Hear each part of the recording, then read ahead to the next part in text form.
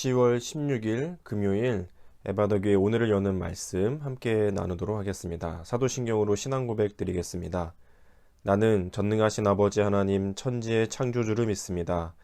나는 그의 유일하신 아들 우리 주 예수 그리스도를 믿습니다.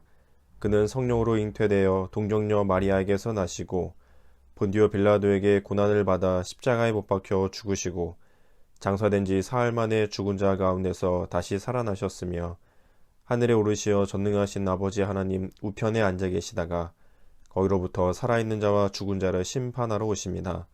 나는 성령을 믿으며 거룩한 공교회와 성도의 교제와 죄를 용서받는 것과 몸의 부활과 영생을 믿습니다.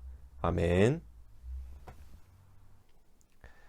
오늘 함께 보실 말씀은 디모데전서 6장 3절부터 10절까지의 말씀입니다.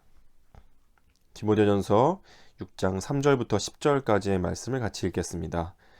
누구든지 다른 교훈을 하며 바른 말 곧 우리 주 예수 그리스도의 말씀과 경건에 관한 교훈을 따르지 아니하면 그는 교만하여 아무것도 알지 못하고 변론과 언쟁을 좋아하는 자니 이로써 투기와 분쟁과 비방과 악한 생각이 나며 마음이 부패하여지고 진리를 잃어버려 경건을 이익의 방도로 생각하는 자들의 다툼이 일어나느니라. 그러나 자족하는 마음이 있으면 경건은 큰 이익이 되느니라. 우리가 세상에 아무것도 가지고 온 것이 없음에 또한 아무것도 가지고 가지 못하리니 우리가 먹을 것과 입을 것이 있은즉 족한 줄로 알 것이니라. 부하려 하는 자들은 시험과 올무와 여러 가지 어리석고 해로운 욕심에 떨어지다니 곧 사람으로 파멸과 멸망에 빠지게 하는 것이라. 돈을 사랑함이 일만하게 뿌리가 되나니 이것을 탐내는 자들은 미혹을 받아 믿음에서 떠나 많은 근심으로써 자기를 찔렀도다. 아멘. 최근에 본 책 중에 죽은 자의 집 청소라는 책을 읽게 됐습니다. 읽어보신 분들도 계실지 모르겠지만 그 집에서 어떤 분이 돌아가시고 나셨을 때에 그 집의 유품들 같은 것들을 좀 처리해 주시는, 청소해 주시는 그런 직업을 가지고 계신 분이 본인의 겪었던 일들을 글로 써 놓으신 책이었어요. 근데 뭐 보통 평안하게 그냥 아무 사고 없이 돌아가셔서 치우는 경우도 있겠지만 대부분의 그분이 이제 겪었던 이야기들 속에는 많은 사건과 사고 속에서 돌아가신 분들의 이렇게 일종의 뒤처리를 해주셔야 되는 일들을 많이 써 놓으셨었는데요. 그 중에 이제 그 살해 사건 같은 일들, 의도치 않게 누군가에 의해서 목숨을 잃으신 분들의 그런 분들의 집에 찾아가서 시신은 치워졌지만 그 남아있는 현장을 이제 치워야 하는, 새집처럼 닦아내고 비워내는 일들을 하는 일들을 이제 글로 써 놓으셨는데요. 그분이 쓰신 내용들 중에 마지막 분에 이제 이런 내용을 써 두셨어요. 그 이제 사건이 나서 살해되거나 문제가 발생하는 경우에 대부분의 많은 부분이 돈과 연결돼 있더라. 돈 때문에 사람이 죽기도 하고, 혹은 돈 때문에 사람을 죽이기도 하고, 또 돌아가시고 났을 때에 유족들이 그 고인에 대한 슬픔이나 안타까움보다는 뭐 남아있는 재산, 유산, 혹은 숨겨져 있는 뭐 돈, 이런 것들 때문에 이렇게 되게 얼룩져 있는, 참 보기 좋지 않은 것들을 많이 보았다라는 얘기들을 써 놓으셨습니다. 그러면서 돈이 도대체 뭐길래 사람을 죽게도 하고 죽이기도 하나, 이런 얘기를 써 놓으셨더라고요. 어떻게 보면 사람의 가장 원초적인 민낯이 드러날 수 있는 순간이잖아요. 누군가의 죽음 앞에 가장 원초적인 것들이 드러날 수 있는 그때에 그 돌이라는 것이 사람의 욕심, 탐심을 얼마나 드러내는지를 좀 볼 수 있는 책의 내용들이 좀 있었습니다. 오늘 내용을 읽다 보면 바울은 이 돈에 관한 윤리를 얘기하고 있으면서도 동시에 그건 이제 우리의 믿음을 돌아보게 하는데요. 당시에 바울이 이 디모데전서를 쓰고 있는 때에는 다른 교훈을 말하는 사람들이 많이 있었다고 해요. 3절에 보시면 누구든지 다른 교훈을 하며, 다른 교훈은 뭐 여러 가지 이단적 교리들을 가진 사람들이었겠죠.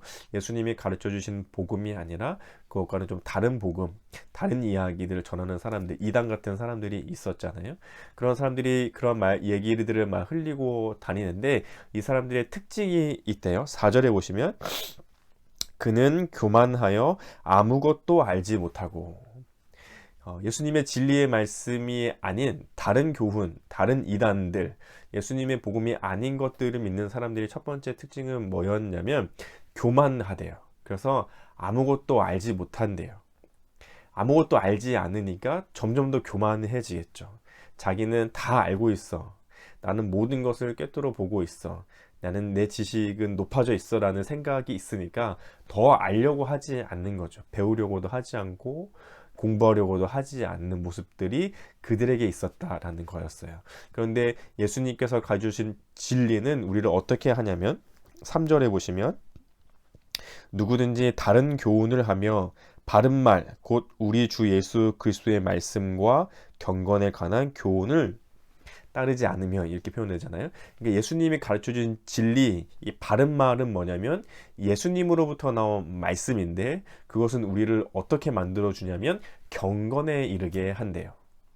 예수님의 복음이 아닌 다른 복음, 다른 말씀을 교훈을 따르는 사람들은 교만해져서 더 알려고 하지 않는데 예수님으로부터 온 이 진리의 말씀은 우리를 경건에 이르게 한다라고 말씀하고 있지요. 그리고 두 번째 특징이 있는데요. 4절 뒷부분에 보시면 변론과 언쟁, 투기, 분쟁, 비방, 악한 생각, 부패, 다툼, 이런 단어들을 4절과 5절에 표현하고 있어요. 이 다른 교훈을 전하는 사람들의 특징이 이런 것들이었어요.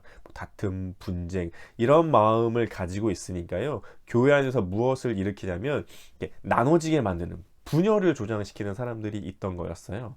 교회 안에 하나로 된 연합을 이루어 가기보다 나눠지게 하고 다투게 하고 분열이 일어나게 하는 일들을 일으키는 사람들, 다른 교훈을 말하는 사람들의 특징이었죠. 그리고 세 번째 사람들의 모습이 또 한 가지 있는데 뭐냐면 5절 뒷부분에 보시면 경건을 이익의 방도로 생각한대요. 경건, 이 믿음, 신앙을 가지고 자기의 이익을 삼으려는 사람들, 그러니까 그걸 가지고 돈벌이 수단으로 삼으려는 사람들이 있었던 거죠.